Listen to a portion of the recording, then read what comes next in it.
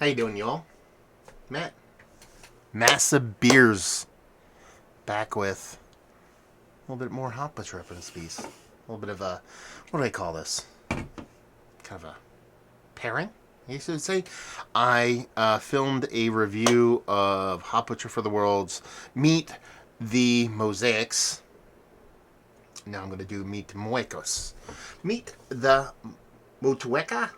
It is a Motueka. Man, words are hard today. Hopped IPA, 6.5%. I should have done these side by side, but I didn't. So we were just going to do them now. It's 3 weeks old at the time of filming. It says pitted, so pitted.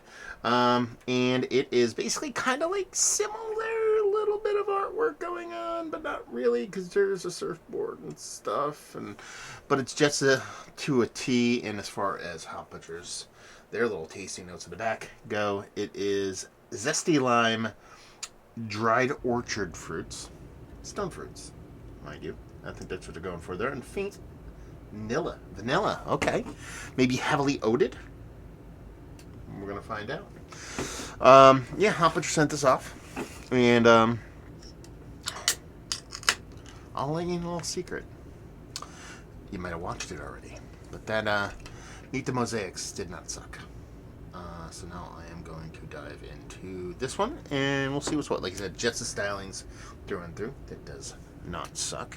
Man is a true artiste. And as far as the beer goes, man, that's cold. It comes out of my beer fridge. It's only, it says 51.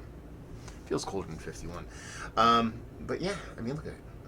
Just rich, creamy. You know, they kind of talked about like hints of vanilla in there. It almost has like a lactosey kind of milkshake kind of hue to it if you look at it.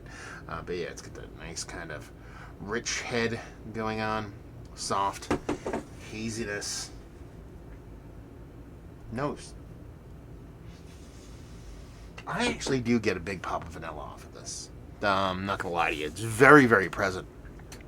Very, very present, and not in a negative way. It doesn't come off milkshakey. It comes off a little bit more vanilla, so I think that distinction should be made. With them kind of talking about that kind of faint vanilla, I think it is vanilla more than anything else. Kind of curious where that comes from. I assume it's a heavy oat addition, maybe with a soft dosing of lactose, kind of propping that up. It's got a nice kind of sweetened orange zestiness to it. A little bit of soft touch of that stone fruit they talked about.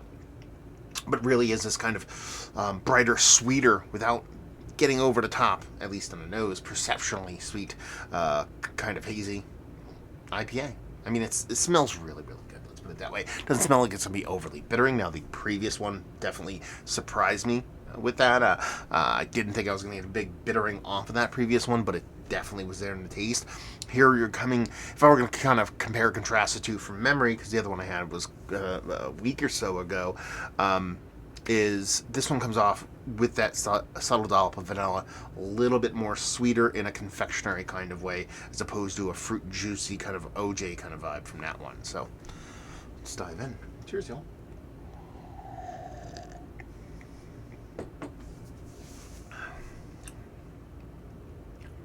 It is really, really similar, especially when it comes to that bittering. The bittering is much the same as the other one, the way it kind of comes off in this beer. Again, it's not something I expected to be kind of huge and over the top based off of the nose, but it definitely is there. It has this kind of nice kind of West Coast ranky-dank little weedy kind of thing going on in combination with this nice big, more stone fruit heavy leaning kind of fruitiness in there. Sure, you get your citrus. Sure, you get your kind of orangey vibes on this. It was very much heavily stone fruity on this. And that vanilla and lactose kind of vibe follows through in the taste. I didn't really get that. I always get a little bit of soft kind of confectionery lactosey vibes from Hot Butcher. There's, you know, everybody's like, there's always lactose in all their beers, even though they don't say it. That's the word on the street. I would not say that is false. Who knows? Maybe there's a little bit in there on everyone. I don't know.